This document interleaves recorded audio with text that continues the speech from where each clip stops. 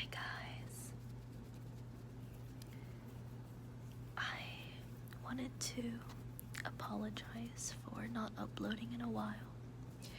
I haven't had time to record, and usually whenever there is time, it's not quiet enough, so I just haven't made a lot of videos recently. I do have I have had some custom videos that I needed to make that were taking me a while, so I was mostly focusing on those, just because I had told people that I would have them done by a certain date. Let me fix this light real quick.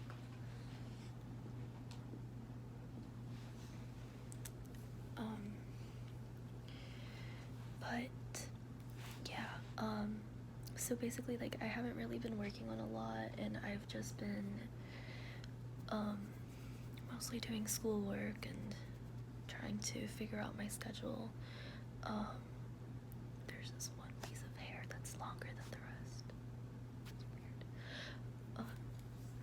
But yeah, so I wanted to make some videos to upload soon, so I decided to make this one to kind of get back into it.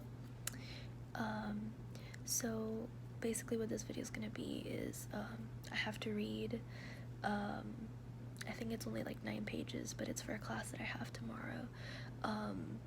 And the thing is, like, I'm a very slow reader, so whenever I'm reading by myself, like, I get really easily distracted and I don't get to finish. Like, it takes me forever to get it done, so I figured why don't I kill two birds with one stone and read my assignment, but then also make it into an ASMR video. So I'm just gonna do a soft-spoken reading of this article that I have to read, or it might be an excerpt from a book, I'm not really sure yet. But yeah, so I'm gonna do that, and meanwhile I'm going to be eating a bag of popcorn. So if you don't like eating sounds, then I would advise you to not click on this video.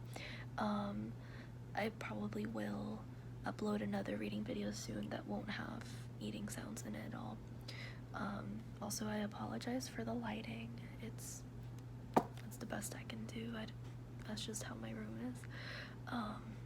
Yeah, and I will be making a room tour soon. I'm still waiting on a couple of things, but my room is mostly decorated now. I know it's taken me a while. I got my Puerto Rican flag. It arrived yesterday, so it's exciting. So I'll be making a video of a room tour soon, and yeah, hopefully I get back into schedule and I'll be making more videos regularly. There's another ASMR artist who is interested in doing a collab with me, so we're gonna try to make one and see how that works. But yeah, oh, and in case you guys didn't check it out, J ASMR posted a video with a bunch of different ASMR artists from Instagram and YouTube, and he basically has a bunch of little clips of kind of like their videos, or basically just small clips that we sent him to include in this little video, and it's like a compilation. I am featured in it, but if you want to check that out, I will have the link in my description box down below. And lastly, I wanted to thank my patrons. I will have your names also down in my description box. But yeah, just thank you guys so much. Without your support, I wouldn't be able to do what I'm doing, and I will actually hopefully be getting a new microphone soon. I think I've gotten enough money to buy a Blue Yeti, so that's probably what I'm going to be getting, so I'm excited for that. Of course it will probably take a while to get here, but I'm looking forward to it. So without further ado, let me take my bag of popcorn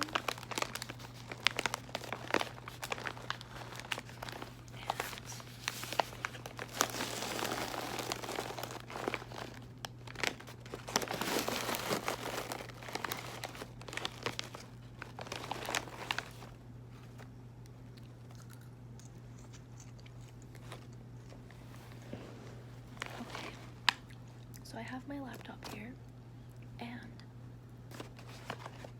I'm going to be, I know the camera angle isn't great, but it's the best I can do to be able to read and do the video at the same time. So I'm gonna have my article here, and I'm just gonna read it out loud to you.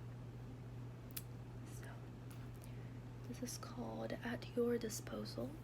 The Funeral Industry Prepares for Boom Times by Judith Newman. I also apologize ahead of time because I know I'm gonna stumble in words like that. I just can't read. But bear with me. Okay.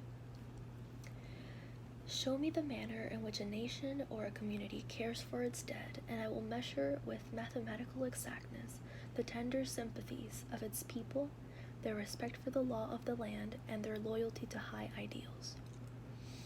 Motto appearing on funeral industry paraphernalia. Now, here's what you do if you've tied their mouths too tight, or they have no lips and the family's not happy, says Dina Ousley, placing a stencil over the mouth of an audience volunteer. Using an airbrush, she gently sprays on a full, lush pout in vermilion, and these lips stay on even when people are kissing their loved ones goodbye. Ousley, or Ousley, I'm not really sure how to pronounce that, the president of Denier Airbrush Makeup Systems of Beverly Hills, California, is a makeup artist for Hollywood stars, but occasionally she takes clients who are, well, less fussy. She is here at the 115th Annual Convention of the National Funeral Directors Association in Cincinnati to sell her system of airbrush makeup for glamorizing the deceased. Sort of like detailing a car, murmurs the man behind me.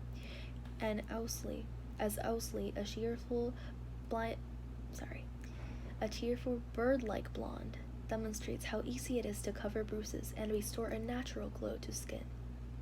At the end of Ousley's demonstration comes the piece de resistance, airbrushing, compared with the application of conventional cosmetics, makes it much easier to beautify the client who suffered from jaundice.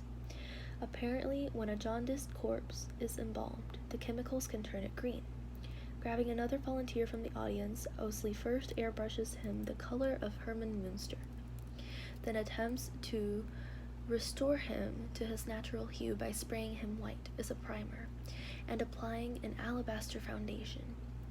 When I finally fled the room, the volunteer was the shade of a buttercup. He would not have looked perfectly natural had he been not a human but a suburban kitchen circa 1950. Ousley did not look happy. Here's the thing about death that's hard to grasp. It's going to happen to you. Whether you're embalmed or entombed, or your ashes are shot out of a dock blind, your loved ones will be spending a small portion of the $7 billion that every year is poured into the U.S. funeral industry. Since the average funeral costs about $4,600, not including the expense of the cemetery or mausoleum, which can add thousands more, disposing of their dead is, for many families, one of the most expensive purchases they will ever make, right behind a house or car. No matter where you go, you'll be in good company. Approximately 2.3 million people in the United States die each year. But if you're a baby boomer who pays attention to the actuarial tables and plans to go obediently to your final reward in 25 to 45 years, you'll have to muscle others out of the way for a glimpse of that white light.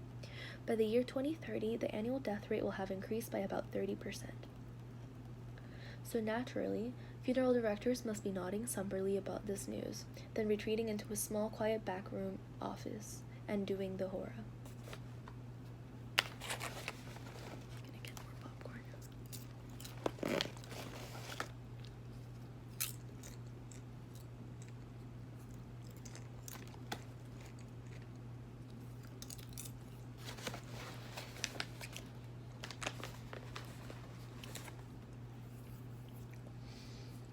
Well, not exactly.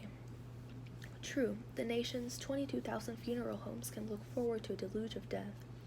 A certain consolation, since the average home handles about 2 deaths a week, fewer in sparsely populated rural areas. And since families have traditionally selected funeral homes based not on cost comparisons or value but on proximity. Or as Jim St. George, president of and CEO of Consumer Casket USA, a retail coffin outlet, puts it, on whoever can get mama out of the living room fastest, would seem that the impending good fortune would be proportionately shared by all. But funeral directors are worried because, as they see it, the baby boomers who are now making decisions about how to dispose of their loved ones are under-virtualized. Religious observance is on a downsizing. Wait, that's not right. Religious observance is on a downswing. Families are scattered around the country, and thus attendance at funerals has dropped significantly. Baby boomers have developed a certain cynicism about what is traditional and what isn't at St. George. And there's nothing traditional about getting ripped off. On the other hand, this is also the Croups generation, a tidal wave of Americans who have had a passionate love affair with credit and willingness to pay $3 for a cup of designer coffee. Funny thing is, now it's like $5 for a cup of coffee. Many of us have ostentatiously lived the good life. Are we now going to choose for ourselves and for our parents the good death? The funeral industry fervently hopes so, but as I saw at the National Convention last fall, they're not taking any chances. I need to scroll up again. My first seminar is entitled Business Issues That Affect a Funeral Director's Bottom Line. Service is the buzzword in the industry, and speakers talk about the advantages and profitability of offering everything from catered lunches to grief therapy. Nobody could quite explain to me why I should be entrusting my mental health to guys whose favorite motto is, if ain't the dead who give you trouble, it's the living. But that's okay. Most directors are keenly aware that today's bereaved were raised on self-help books and support groups, and are willing to pay a reasonable fee to unburden themselves to strangers. The seminar quickly focuses around an ongoing source of anxiety, cremation, the increasingly popular and ostensibly inexpensive choice for disposal. Fun fact, the average person takes an hour and a half to burn. The heavier you are, the hotter you burn because fat acts as combustible fuel. In 1963, only about 4% of the American population opted for the pyre. Now, with cemetery space increasingly scarce and expensive. No, it is scarce. Scarce and expensive. 21% nationwide prefer cremation, and more than 40% prefer it in such states as California and Arizona. Honestly, I personally would rather get cremated than buried, I think. But it is expensive. Of course, some segments of the population are still relatively unaffected by this disturbing trend toward cheap disposal. It's not a very well-kept secret that poorer families spend a disproportionate amount of their income on death. Dwayne Banks, an assistant professor of public policy at the University of California, Berkeley, who studies the economics of funerals and cemeteries, recently completed a paper on how the Nike mentality can affect inner-city families making funeral arrangements. In this society, we're valued by our material possessions, not only by what we have, but by our ability to purchase things, explains Banks. So if you look at the cultural context of the inner cities, it makes sense. The way of showing you value the deceased is by providing in death what you couldn't provide in life. And the fascinating thing, Bank adds, is that the community will rally around you. You will not be able to get together the money for college, but death brings about this sense of communalism. For a funeral, a family will pull resources together, and the church will contribute. It's what people dream of America being. But even if poor and working class... Time to scroll up and down. Even if poor and working-class families have not changed their spending habits in recent years, there remains the threat of middle-class baby boomers who increasingly are opting for simplicity of cremation. The emerging problem for the funeral directors is this: how to transform cremation from an event they dub "you call, we haul, that's all" to the payload of a full-blown ritual. For years, the industry line was that cremation was sacrilege, a cruel way to treat the body. Funeral directors lobbied state legislatures to ban ash scattering, painting pictures of a world where little Johnny, out playing in a park, would find recognizable bits of grandma that had not been adequately incinerated. Despite the industry's campaign of this formation, more and more citizens were taking matters into their own hands and scattering ashes of their loved ones out at sea or over Wrigley Field. After a couple of decades, the industry realized that cremation could be every bit as profitable as traditional burial. All it took was a little ingenuity and a good deal of manipulation. Brian Joseph, who runs a funeral home in Grosse Pointe, Michigan, advises the audience to educate yourself to the disaster family who comes to you and says, "We just want nothing." They may think they want nothing, explains Joseph, but you, the sympathetic funeral director, know better. The family just doesn't understand its options. And what options there are. Later that day, I watched a sales tape produced by the York Group, one of the largest casket and urn manufacturers in the United States. Actors apparently plucked from the infomercial school of subtle emoting play a family trying to decide what to do with Dad in a few years. Because Dad, although crotchety, is still very much alive and is arguing with his family about the future ceremony. "Just put me in a pine box," he says. "Better still, cremate me. Throw my ashes in my garden, and maybe I can raise better tomatoes when I'm dead than I could when I was alive." Clearly, the funeral director, played here by an oil slick with legs, must make the family realize how important a service, $300 to $650, would be to this family and friends. How embalming Dad, $300 to $600, would make everyone at the memorial service more comfortable. And after his loved ones pick up his cremains, his wife would then place a portion in a solid bronze Eden urn with a lovely garland design, about $1,400, and his daughter could preserve a sprinkle of him in a lovely limited edition keepsake urn depicting dolphins frolicking in the surf, about $1,300. Finally, the remainder of his ashes would be sprinkled not only in his tomatoes but also into a cemetery scattering garden, $150 to $400, so that way you'll always know where your husband's cremated remains are located. By the end of the tape, the Jones family is smiling delightedly at the thought of what a splashy exit Dad is going to make. Dad is delighted too. From a degrading 400 direct cremation to a deeply meaningful 5,000 or so ritual. It's so easy. If only this scenario were fantasy. It's not. Cremations, although still often cheaper than traditional burials, are climbing ever higher in price. As the scattering remains require a permit that funeral directors encourage people to think is more difficult to obtain than it actually is, the demand for urns and for final resting places to put them is also going through the roof. As the sudden boom of high-rise mausoleums in Los Angeles attests. Don't forget about one additional product you can sell with your cremation: the vault for the urn, says Brian Joseph at the end of his presentation. We don't have some vault to put the vault in. We may someday, he adds wistfully.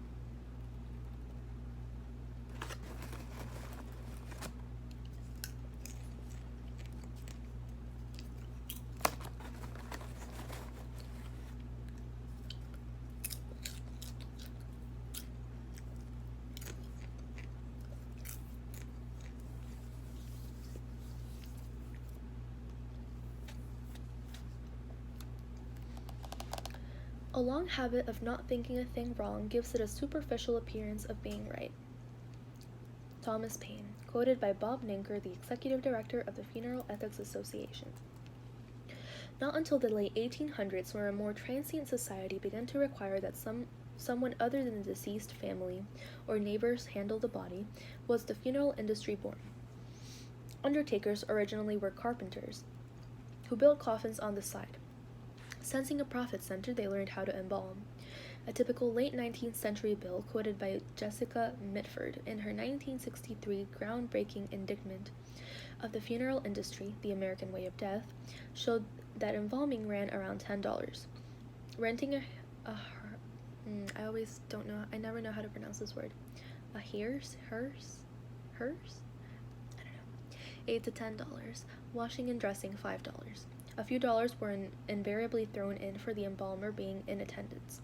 Embalming, the practice of replacing the body's blood with a chemical preservative, became popular in the United States during the Civil War, when battlefield casualties had to be shipped home. Before that, burials took place within a few days of death, and bodies were kept on ice. Arsenic was the embalming chemical of choice until the 1920s, when it became apparent that it was A, carcinogenic, and B, confusing in murder cases. In several trials involving arsenic, guilt could not be proven because the chemical was already present in the embalmed body. At any rate, embalming became perhaps the first service provided by the funeral industry that was almost always unnecessary and, because of its profitability, almost always performed. In fact, modern embalming usually preserves the body only for a few weeks. The political corpses that hang around for years, Marcos, Lenin, Evita, are preserved through careful climate control. And thus began the industry's reputation for price gauging. People in the funeral industry have always had a bad rep, noted Mark Nonsteed, a member of the Association for Gravestone Studies, who lectures on the history of the funeral industry. First, you've got a group of people associated with death. There are some cultures where people who deal with dead bodies are shunned altogether, and in this culture there certainly is stigma attached. Secondly, there's the fact that bad experiences are more memorable, because the average person connects with funeral director at the same time of his greatest vulnerability. Such collective distaste is reinforced by stories like the one Nonesteed tells next. Did you hear about the guy in California? He wasn't even a funeral director, but that's what the public thinks of the funeral industry. Alan Vieira, a 52-year-old pilot from Berkeley, had been contracted by local mortuaries to scatter the cremated remains of thousands of people at sea for $50 to $100 a body. That was the price fixed with the mortuaries. The bereaved paid hundreds, perhaps thousands more. Instead of scattering the ashes, however, Vieira stashed them in his airplane hangar and in a self-storage warehouse stuffed so full that the walls collapsed, which is how his duplicity was discovered. Several lawsuits have been filed against the pilot and the mortuaries that contracted them. Vieira, however, has already paid the ultimate price. A few weeks after being caught, he drove to the woods and shot himself.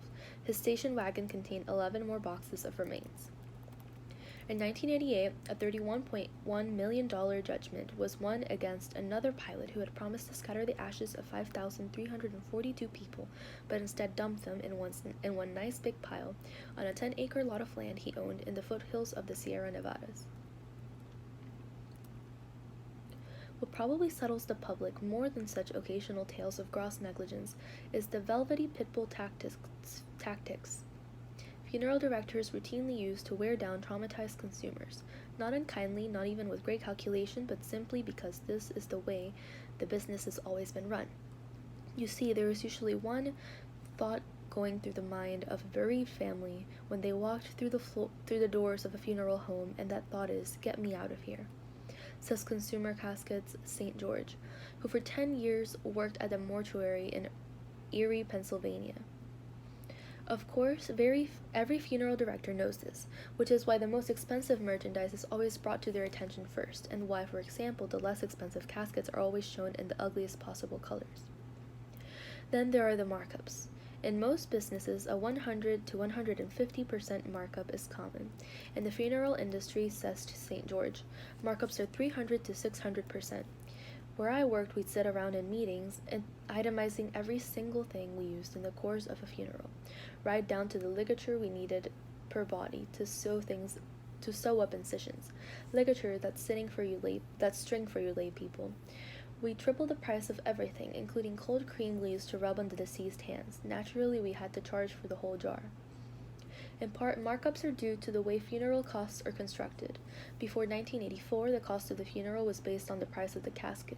There was all sorts of chicanery involved in getting a customer to purchase an expensive box, but in any case, the cost of the coffin included the bare bones of traditional funeral service, transportation of the deceased, embalming, staffing at the service, announcing cards, etc.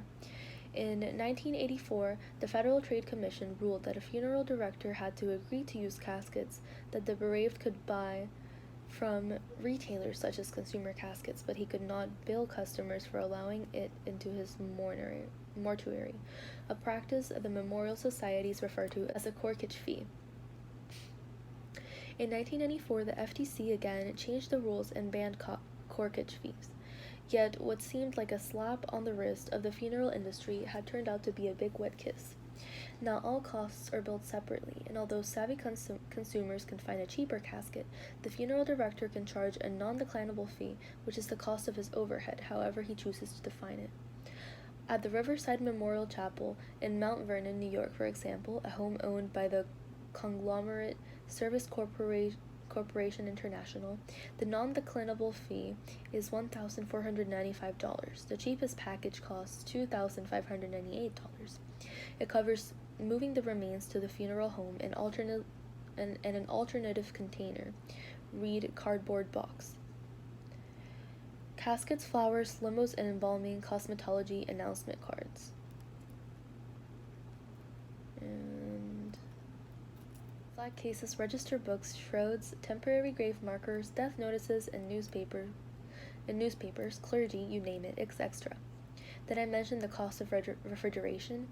If the body is in the funeral home for more than 6 hours, it costs an additional $550.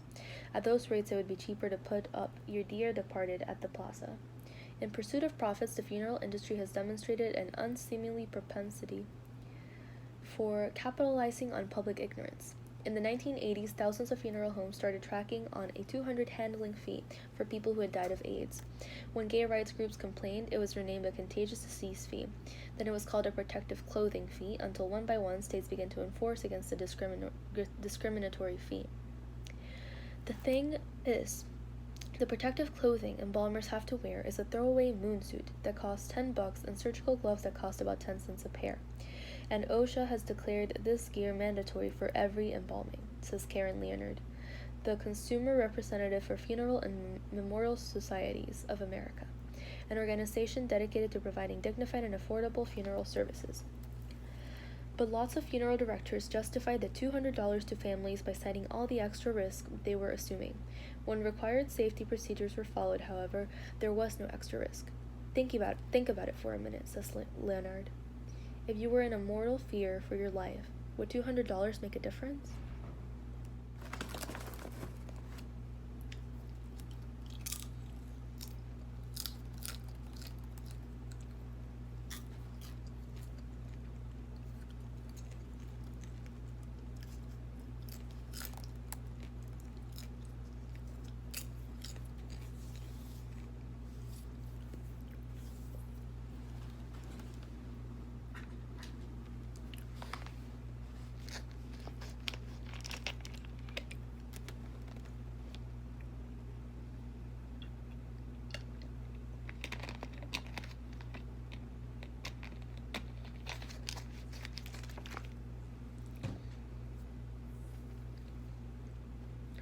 You know what I've decided? I don't want to be cremated. I used to, but now I think it sounds just a little too much like a blender speed. Now I've decided I want to be embalmed, and then I want a plastic surgeon to come put silicone implants everywhere. Then I want to be laid out in the woods like Snow White with a gravestone that reads, "Gotta dance." Laurie Moore, starving again. As expensive as funerals may seem, when adjusted for inflation, the price of an average funeral has risen only a few percentage points in the last 25 years. It's a creative introduction of all sorts of new services and accoutrements, says Berkeley professor Dwayne Banks, that has increased the range of prices. I got a little taste for all those delicious extras during a tour of the exhibitor's floor at the NFDA. First, I spotted the mahogany casket my grandfather had unfortunately test-driven into eternity a few years earlier. At the time, the funeral director was keen on selling my family a model with a special seal to protect the body from wildlife. I seem to recall a speech that featured a Hitchcockian version of marauding gophers. The memory made me a little nauseous. I had recently discovered that far from protecting the body, the expensive protective seal is the best way to guarantee that anaerobic bacteria would turn the body into goo in record time. Moving on, I strolled through row upon row of caskets, burial vaults, embalming chemicals to plump up dehydrated tissues, my favorite, a disinfectant called morticide, and a restorative waxes to fill in those pesky irregularities left by, say, feeding tubes or gunshot wounds. Burial clothing consists of loose-fitting pastel nightgowns for ladies and pinstripe suits for the gents. Apparently, in the afterlife, all women are napping and all men are taking meetings. The dominatrix in me almost sprang for an extremities positioner, a rope gadget for the proper positioning of the arms over the chest. The Cincinnati College of Mortuary Science was trolling for students, proudly exhibiting a life-size model of Uncle Sam in a restorative wax. Careful, his limbs come off easily.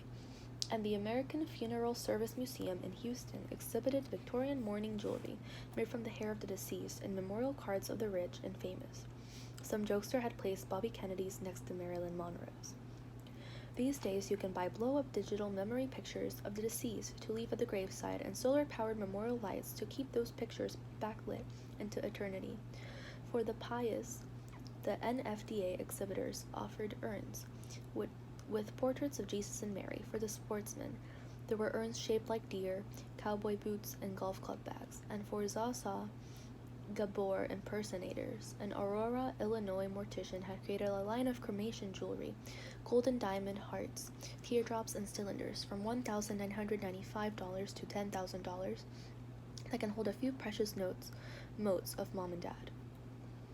Batesville Casket Company, the largest manufacturer in the United States, was introducing a coffin with a special memory jar for personal keepsakes.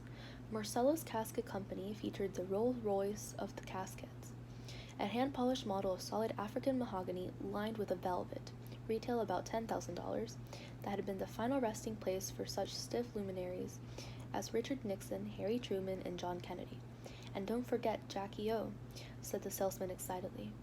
Marcellus may have had precedental cachet. The Yorker was drawing crowds with a new casket model it calls Expressions. The light ash wood exterior is treated with a veneer that allows the casket to be scrawled on in magic marker. We see this as a big seller in the inner cities for the teenage market, a York salesman told me. You know, a kid goes, his homies can wish him well. Companies whose primary source of business is in more lively industries than scavenging were scavenging for scraps of the death market as well. GeneLink, a Margate, New Jersey company that deals in DNA testing and storage, was offering the bereaved an opportunity to save a bit more of loved one than mere dust. The mouth of the dead is swabbed up for a cell sample, which is sent to GeneLink's lab in Fort Worth, Texas, where the DNA is extracted and stored for 25 years. A kit costs about $100, and funeral directors will be charging about $295 for collecting the sample. I must admit, I never quite understood why anyone would want this service. After all, if you fear you're at an increased risk for some genetically linked problem such as Alzheimer's, you could always test yourself. Here's an idea that does make sense to me. Cyber grieving. Jack Martin, president of Simplex Knowledge, an internet production company in White Plains, New York, has come up with an idea that's bound to appeal to boomers, too busy to hop halfway across the continent to weep over at Martha's grave. Mourners will be issued a website password, a camera will be set up at the funeral, and pictures of the service will be broadcast on the internet every 30 seconds or so. The family and funeral director can choose what will be highlighted, says Martin. The grieving family, the body, the minister, whatever. About half of the funeral directors who have learned about Martin's concept see it as a valuable marketing tool, a service that could offer families gratis. The other half see it strictly as profitable. Fees could be collected not only from the families, about $200, but also from the mourners. They imagined that someone, say, in New Jersey without internet access could drop by their funeral home and witness a service going on in California, says Martin. And then the funeral director could charge each mourner $10 or $20. But frankly, I don't think this concept will go over too well. Making people pay to mourn isn't such great publicity for the industry. Of course, it's possible to bypass the traditional burial altogether. You might want to be put on ice until medical science figures out a cure for what ails you. The first cryonically frozen man, James H. Bedford, just celebrated his 30th anniversary of de-animation, as cryonics enthusiasts call it. Then again, you might want to have yourself mummified. On its webpage, Summum, a New Age quasi-religious organization in Salt Lake City that practices modern mummification, offers this sales pitch. Unlike the mummification techniques used by ancient Egyptians, which left the dead shriveled, discolored, and ugly, Summum's method is designed to keep you looking healthy and robust for millennia. The appeal may be to anyone who has labored to stay in shape. Why spend thousands of dollars in health club fees while you're alive, then let everything go to pot just because you've died? Why indeed?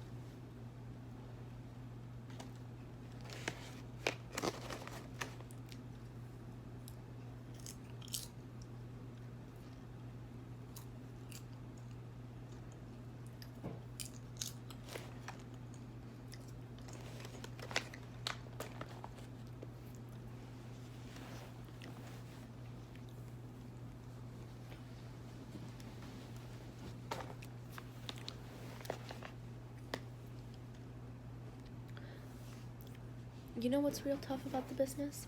No one's real happy to see you. Bob Jones, Jones Funeral Home, Altoona, Pennsylvania. At the end of the day, I was slumped at the hotel bar with a gin and tonic. The convention had no shortage of activities. I could have gone to hear Marvin Hamslich give a command performance, or had my picture taken with former astronaut Buzz Aldrin, who stood around in his flight suit looking a little confused. One funeral director solemnly took his hand and murmured, "God bless America." But I wasn't up for merriment. I was exhausted. The worst thing about being at a funeral director's convention was having to be around people who are not so nice all the time. If I happened to be going through a door, four funeral directors would materialize from nowhere and open it for me. Despite their somber workaday attire, morticians are a jolly lot, and in a game effort to show they know how to have a good time, everyone wore his snappiest neckwear. I spotted a few screaming eagles, dozens of ball team logos, and at least one portrait of Larry, Curly, and Moe. I forgot about the entertainment and instead eavesdropped on war stories. Two guys were fretting about a recent situation in which somebody had mistakenly cremated the wrong body. Another guy was complaining about a woman who had sued for injury and negligence after she passed out and gave herself a concussion. He had warned her that her mother was in no condition to be viewed, but she had insisted on one last look. Still others were relating a tale in which a colleague had forgotten to take out a pacemaker before cremation, a definite no-no, since batteries explode during incineration. Get some water.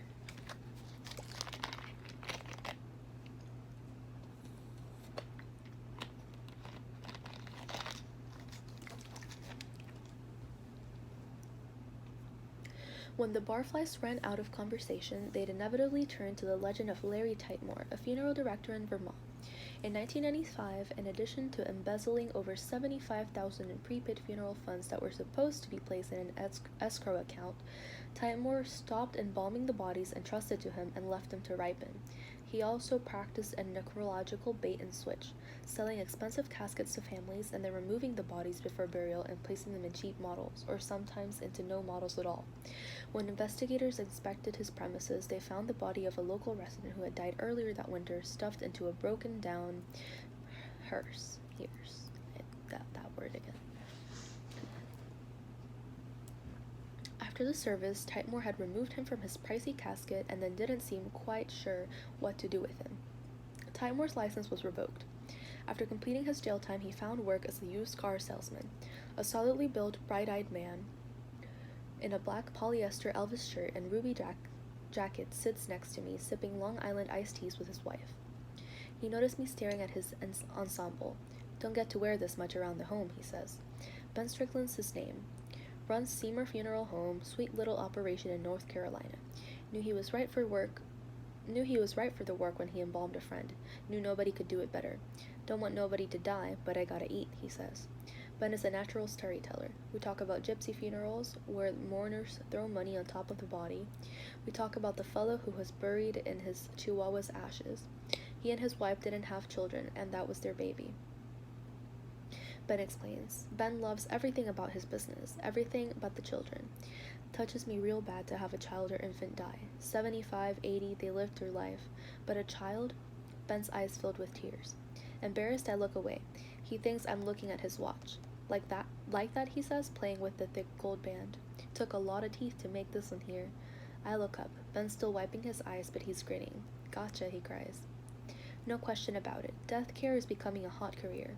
According to the American Board of Funeral Service Education, since 1990 there has been a 45% increase in the number of students enrolled in mortuary schools, and what used to be almost an entirely male-dominated industry is now increasingly estrogen-rich.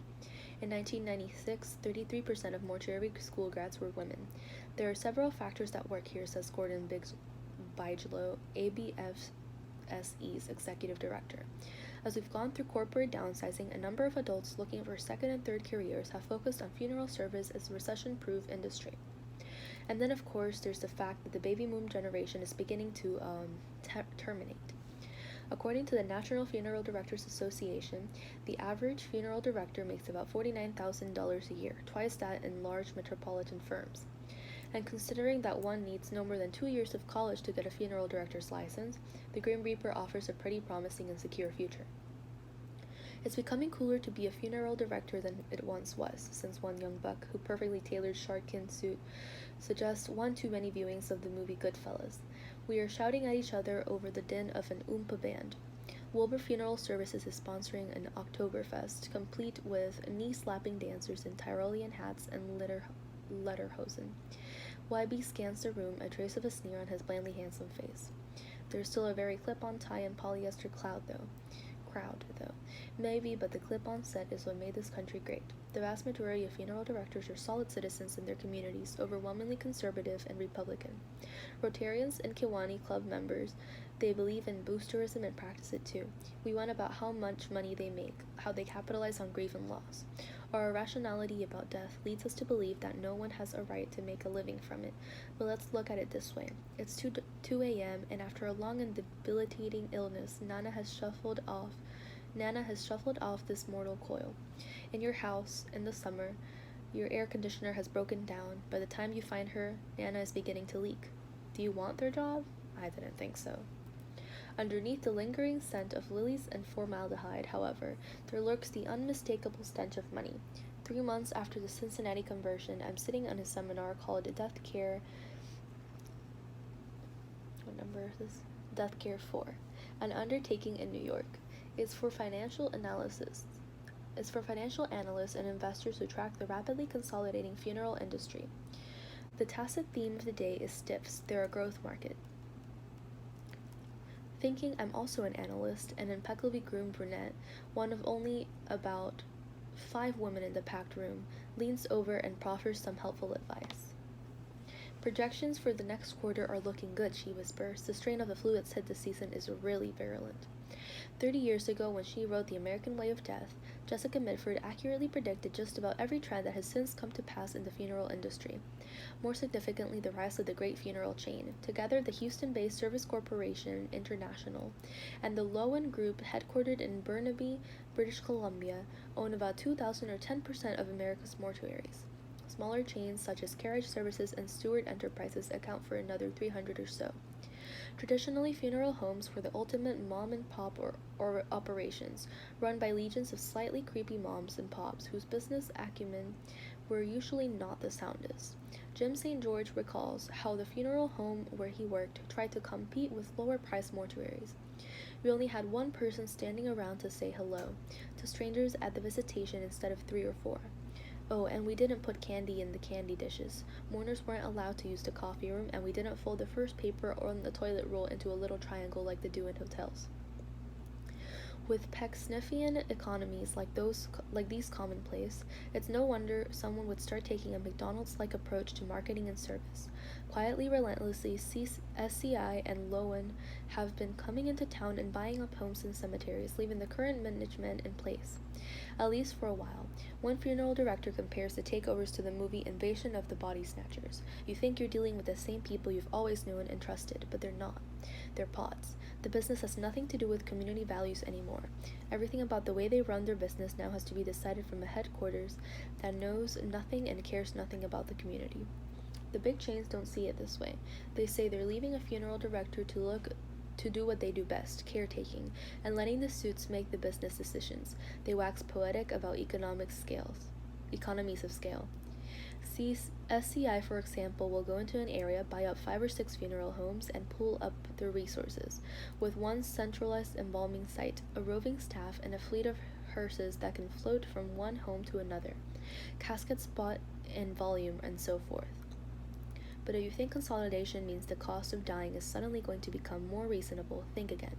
The Seattle Times found that in Washington state, where 49% of the funeral homes are owned by chains, the cost of funerals have risen by as much as 65% since 1992, because the real client is no longer the family or the deceased, but the stockholder. In fact, so bullish is Wall Street on death care that this year saw the introduction of the Posé Tombstone Fund, a mutual fund diversified across the death care industry. The fund's prospectus is filled with exciting bar charts and graphs showing how if Tombstone had been around since 1986, it would have soundly beaten the performances of the Dow Jones Industrial Average, Standard & Poor's, and the Russell 3000 Index. Population demographics indicate that the death care industry will continue to experience long-term expansion due to the aging of U.S. population and the estimated growing number of future annual deaths. In a quiet moment, you can almost hear the sound of investors hyperventilating. Back at the seminar, the senior financial officer for Stewart Enterprises, Donald Patron, confidently quotes predictions that his company will see 20% growth. Someone raises their hand and asks Patron the question of everyone's minds.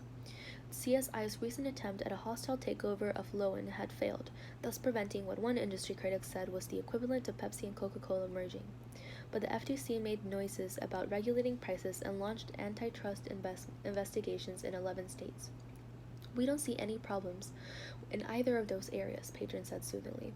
The FTC recently renewed its rules about full disclosure on pricing, but there's no regulation on pricing. Perhaps I just imagined I heard a collective sigh of relief. It was sort of appalling. Naturally, I went home and bought stock in SCI.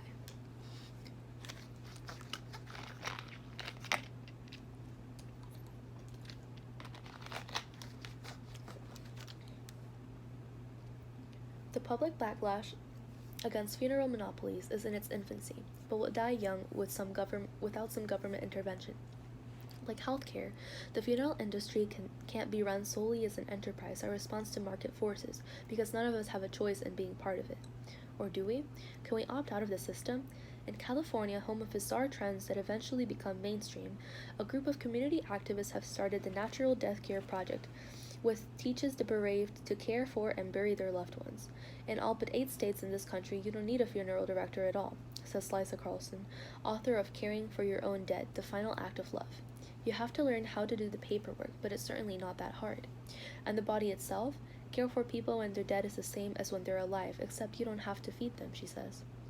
In fact, it's not much more involved than that, especially if the body is kept cold and disposed of within a couple of days. Before Jessica Mitford died of brain cancer last year, she made a last request to Karen Leonard, the consumer activist who is also Mitford's researcher. Mitford's name. Decca wanted me to send her funeral bill to SCI. After all, she said to me, look how much fame I brought them. Leonard sent the bill, $475 for direct cremation, to CEO Robert Waldrop, pointing out how much more expensive it would have been if Mitford had been cremated for an SCI-affiliated funeral home. I wanted him to know he was in Decca's thoughts at the end, Leonard says. Oddly enough, we never heard from him. Unlike Jessica Mitford, I think we are the victims, not of the funeral industry, but of ourselves. A friend of mine, a former flack in the public relations firm Hill & Knowlton, described a campaign for the National Funeral Directors Association she worked on a few years ago. The idea was, we really had to create a cash-it for death.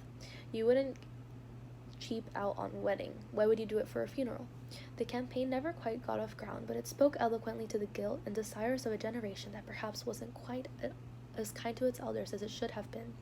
A generation that trashed its parents' values and then tried desperately to acquire the things those values, respect, hard work, constancy, sacrifice, abhorred. In some ways, we are more careful consumers than we used to be. But we are also terribly unsure of ourselves, unsure of our goodness, unsure of our souls. What a relief it is to be able to make up for our sins to the living by being generous to them after they're dead. When it comes to the future livelihoods, I'm quite sure the funeral directors of America may rest in peace. And that is the end of that reading. I know this was a long video. My voice is starting to die. But I hope you enjoyed. And since I didn't eat all the popcorn, I will be making a separate video. That's just going to be popcorn eating, no talking. So if you're somebody who likes eating ASMR, check that out later. Thank you and have a nice day.